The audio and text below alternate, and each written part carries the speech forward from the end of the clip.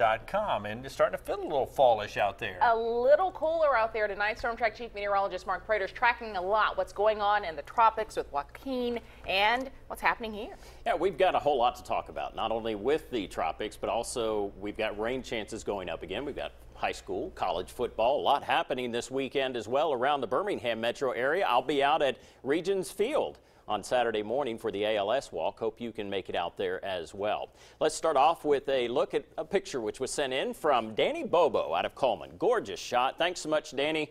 And you too can send in your pictures or your weather video if you like through our weather app. Just download it. It's free and it comes straight into our weather center and into our computer. So we have it available to use on TV. So thanks so much for the pictures you are sending in as we speak.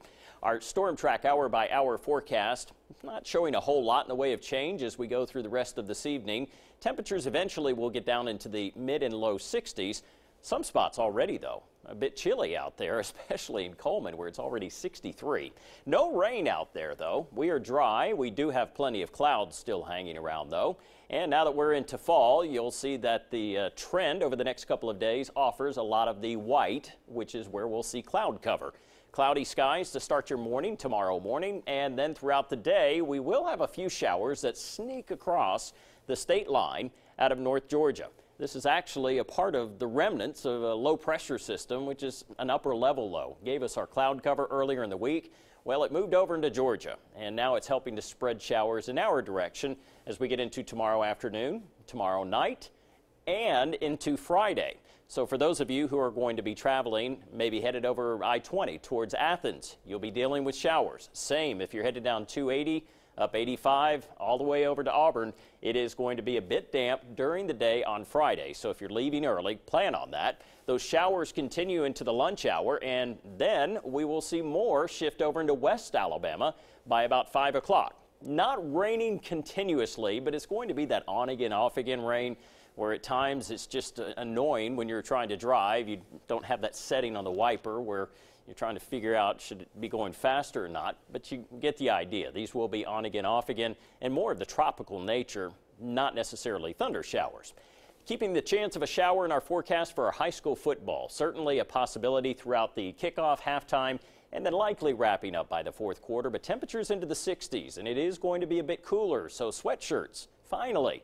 We can get something long sleeve on for the games during high school and in college. This is Saturday down on the plains. Temperatures a warm up of around 70, a little sunshine with a few showers still possible, especially early on.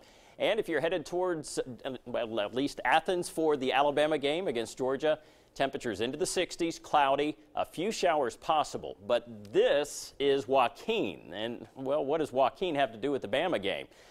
I see that Joaquin will be making its move towards the north. It's a very healthy, organized hurricane now. You can see the eye right there. It's becoming much more symmetrical, and it does have an exhaust system on the top side, so it's really maturing quickly. But our track so far, this is from the National Hurricane Center, and I think this is a pretty good consensus for at least the first few days. It will become a Category 4 hurricane. Look at that.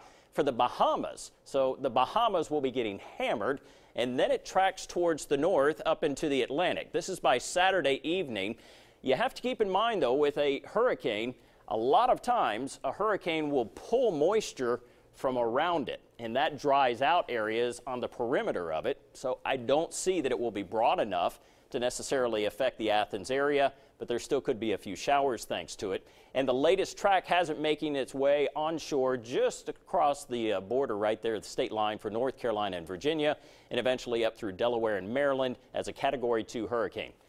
This could change, and obviously as we get closer to those time frames, we'll certainly have a better perspective because tropical systems, hurricanes especially, they're squirrely.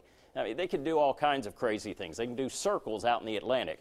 But for the most part, we will certainly be posting you on that as we get more model data in. Rain a good bit into Friday, Saturday, and Sunday looking pretty good. Maybe a few sprinkles early. Otherwise, temperatures in the upper 60s to 70s and lows down into the 50s.